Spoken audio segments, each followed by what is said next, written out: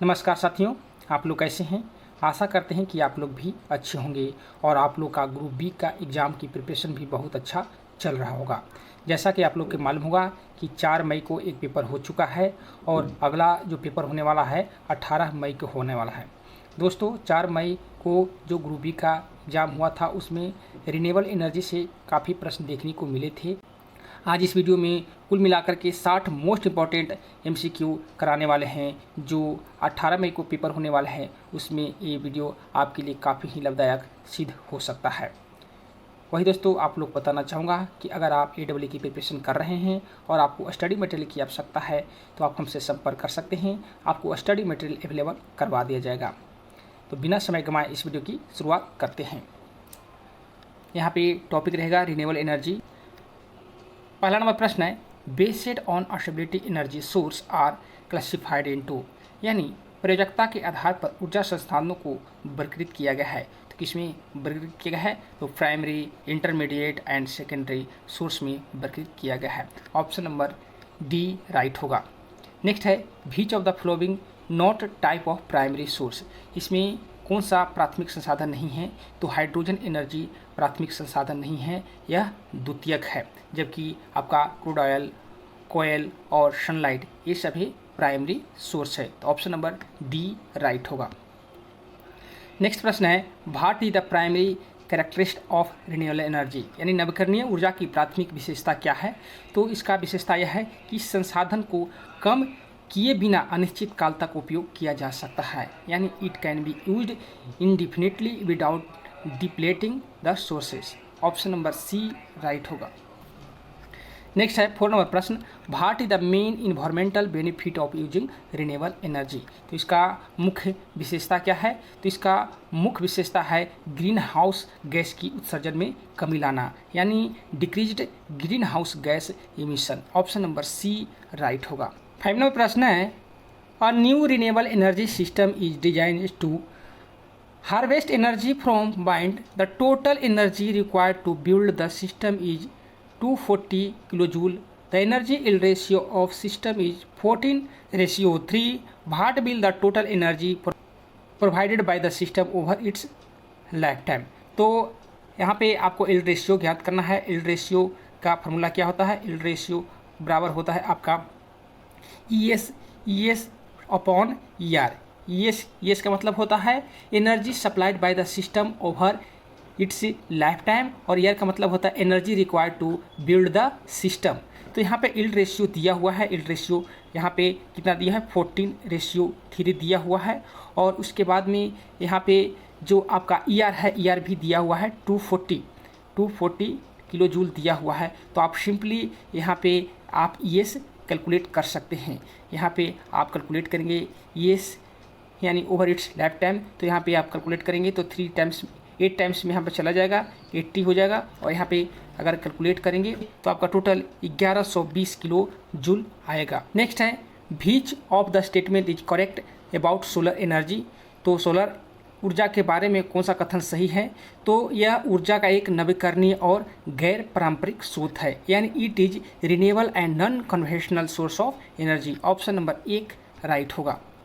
Next है 7 number प्रश्न, दुनिया की आधी ऊर्जा जरूरतों को अक्षय ऊर्जा स्रोतों से पूरा किया जा सकता है? बिल्कुल नहीं, आधी ज़रूरतों को पूरा नहीं किया जा सकता है। मात्र 11% ही रिन्यूएबल एनर्जी सोर्स से पूरा किया जाता है, जबकि आपका 89% जो ज़रूरतें हैं आपका जो है नॉन रिन्यूएबल सोर्स से पूरा किया जाता है। तो ये कथन जो बिल्कुल गलत है। नेक्स्ट है, पवन ऊर्जा की प्रमुख समस्या क्या है? तो पवन ऊर्जा का प्रमुख समस्या है कि भूमि के बड़े क्षेत्र की आवश्यकता होती है। तो ऑप्शन नंबर 1 राइट होगा। नेक्स्ट है, ऊर्जा के नवीकरणीय स्रोतों की मांग क्यों है? तो ऊर्जा के नवीकरणीय स्रोतों को मांग इसलिए है क्योंकि वे कम कार्बन इमिशन करते हैं, यानी बिकॉज द लो और zero carbon footprint. Option number C right होगा। नेक्स्ट है, what is the major drawback of solar furnace to be use the renewable source of energy on earth, यानी पृथ्वी पर ऊर्जा के नवीकरणीय स्रोतों के रूप में उपयोग किए जाने वाले सौर भट्टियों की एक बड़ी कमी क्या है? तो सौर भट्टियों की सबसे एक बड़ी कमी है कि ये सूर्य पर अधिक निर्भर होता है। तो ऑप्शन नंबर सी राइट होगा।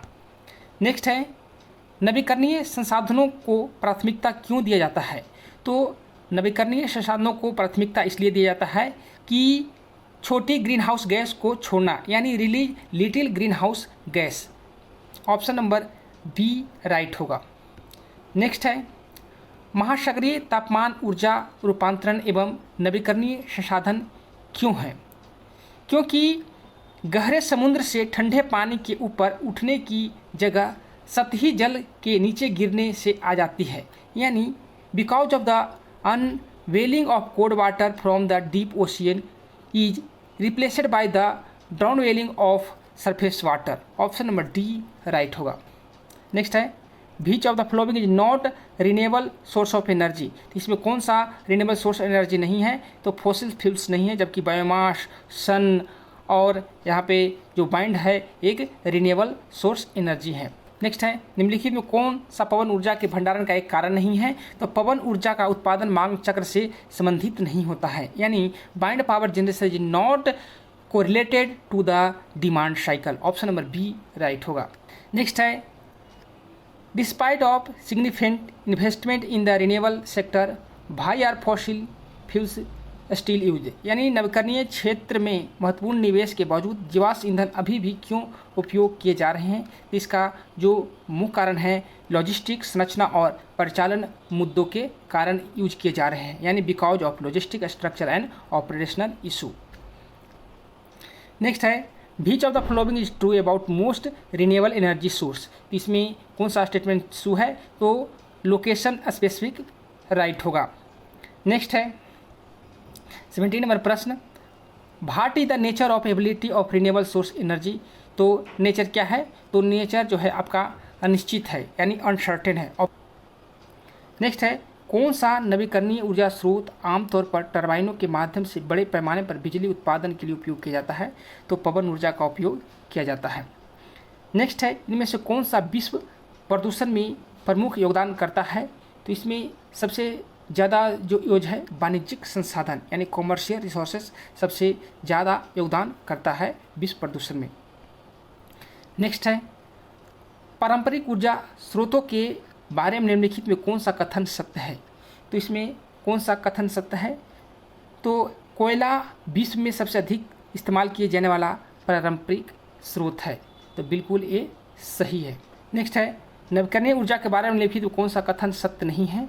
तो यहाँ पे ऑप्शन नंबर सी जो राइट है, वे पारिस्थितिक संतुलन का कारण बनते हैं, बिल्कुल नहीं बनते हैं। वे प्रदूषण का कारण बनते हैं, सही बात है। उनका गर्भधारणा अवधि कम होती है, ये भी सही है। उनका परिवहन मुश्किल होता है, ये भी सही है। जबकि वे पारिस्थितिक संतुलन का असंतुलन का कारण बनते हैं, ये गलत है। नेक्स्ट है, पारंपरिक जनरेटर की तुलना में नवीकरणीय ऊर्जा संयंत्रों को क्या चाहिए? तो कम रखरखाव की आवश्यकता होती है। ऑप्शन नंबर डी राइट होगा।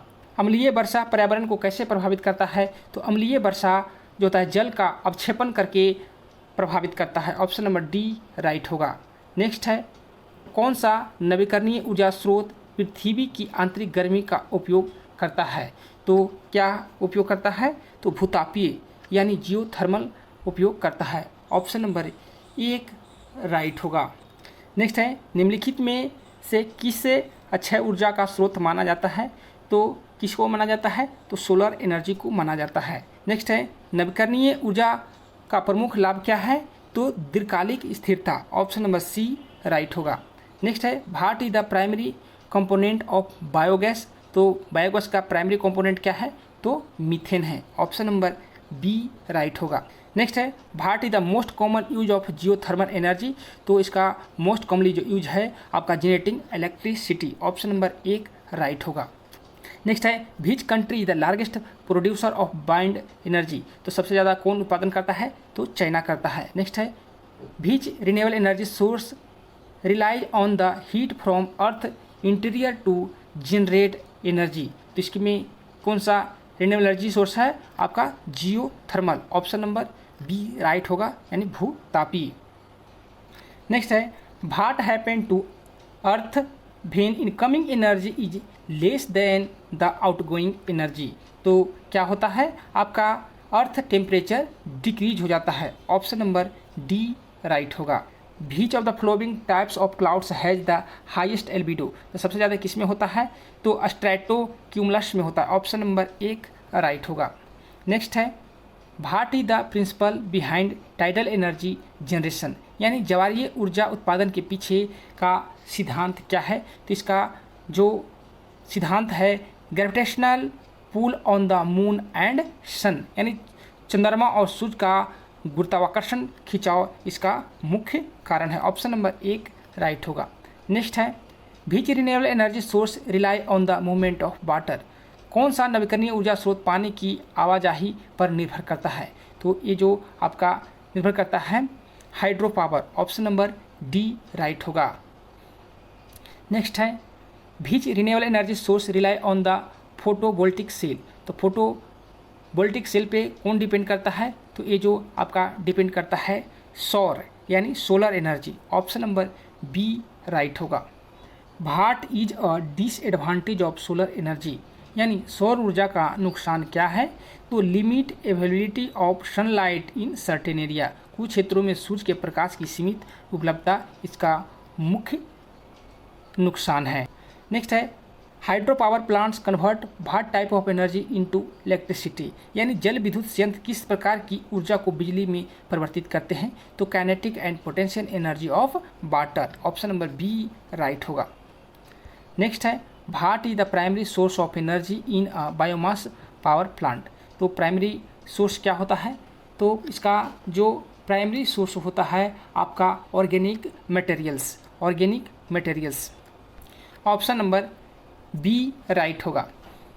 नेक्स्ट है, which of the following is one of the major problem caused by the geothermal plant to land. निम्नलिखित में कौन सी भूतापीय संयंत्र के भूमि के कारण होने वाली प्रमुख समस्याओं में से एक है। तो इसका जो मुख्य समस्या आपका है आपका लैंड सब्सिडेंस, यानी ऑप्शन नंबर बी राइट होगा। नेक्स्ट है, व्हाट इज थ्री का मतलब क्या होता है, तो इसका जो मतलब होता है आपका energy, economy and environment. Option number एक राइट होगा, energy, economy and environment. Next है, निम्नलिखित में कौन विश्व ऊर्जा खपत का सबसे अच्छा वर्णन करता है।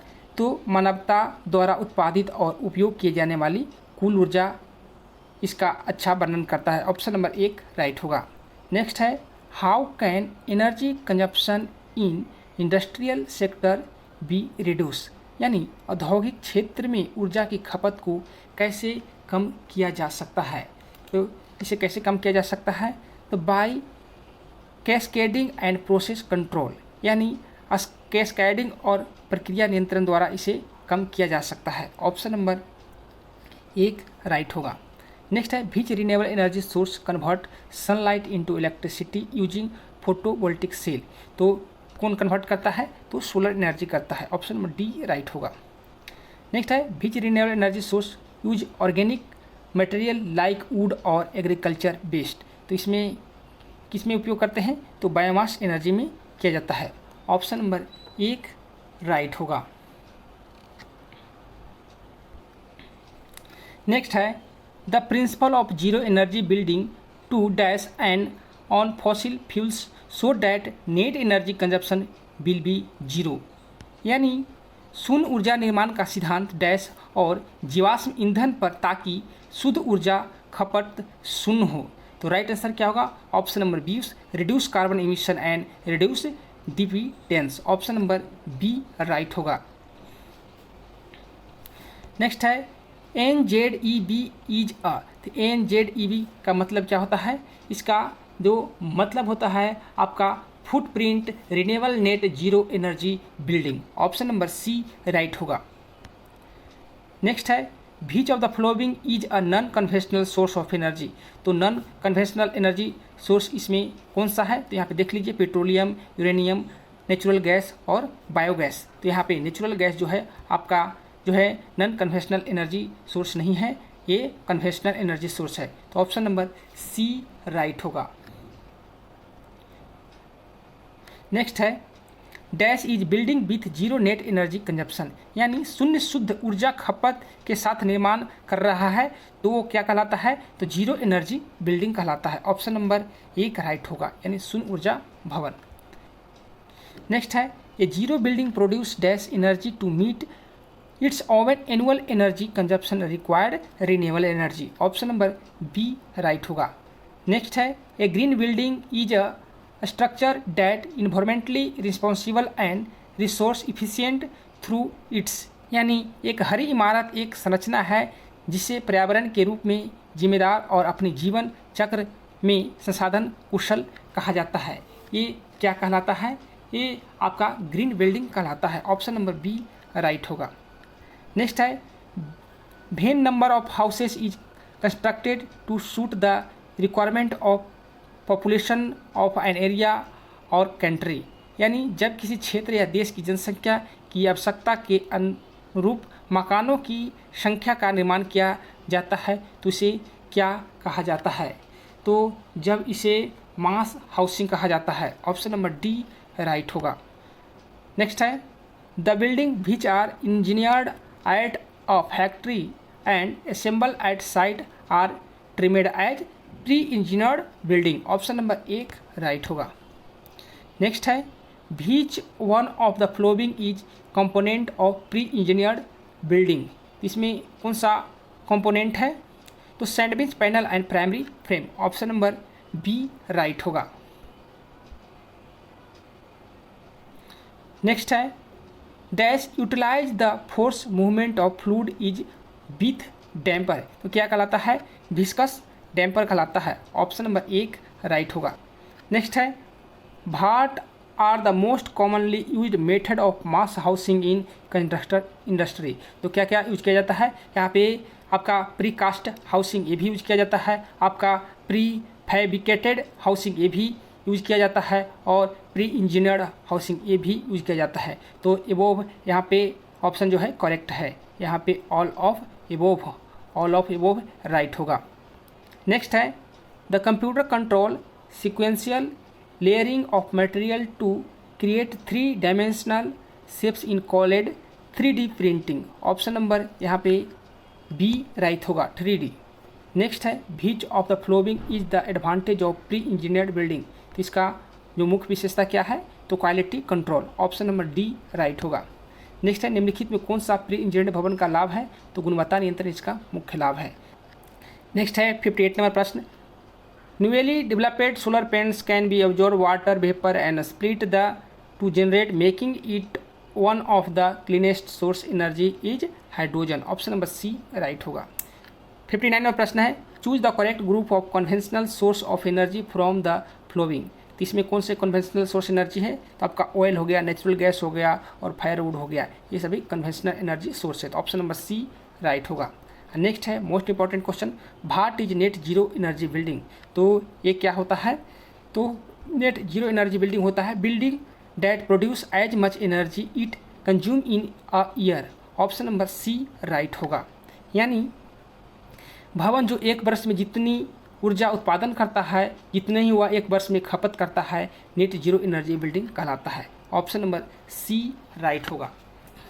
तो दोस्तों इस वीडियो में कुल मिलाकर के 60 मोस्ट इंपॉर्टेंट यहाँ पे रिन्यूएबल सोर्स ऑफ एनर्जी से MCQ देखें। तो आपको ये वीडियो कैसा लगा, अच्छा लगे तो लाइक सब्सक्राइब एंड शेयर करना ना भूलें। वीडियो देखने के लिए धन्यवाद।